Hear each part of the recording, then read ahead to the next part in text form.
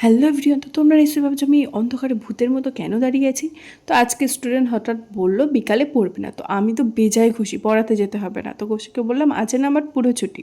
তো বললো তাহলে চল একটু ক্যানিং থেকে ঘুরে আসি।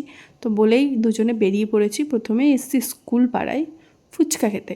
তো স্কুল পাড়ায় আসবো আর ফুচকা খাবো না তা কখনো হয়, আর এই কাকুর ফুচকা। তো প্রথমেই নিয়েছিলাম হচ্ছে পাপড়ি চাট, আর আজকের পাপড়ি চাটটা সেরা ছিল। তো কাকুকে বলছিলাম আজকের পাপড়ি চাটটা দারুণ হয়েছে। কাকু আরও 4টে পাপড়ি আমাদের এক্সট্রা দিয়েছিল। তো তারপরে চলে গেছিলাম মেয়ামরে। মেয়ামরে পেস্ট্রি নিয়েছিলাম একটা নলেন গুড়ের, কিন্তু বড্ড মিষ্টি ছিল, ক্যাটকেটে একদম। তো তারপরে আমাদের অনেকজনের সাথে দেখা হয়েছিল।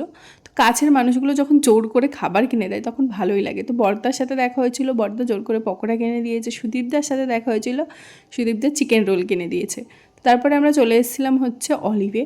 তো অনেকদিন ধরেই ভাবছিলাম যে বাটার চিকেন খাবো, তো সেই জন্য নান আর বাটার চিকেন নিয়েছিলাম।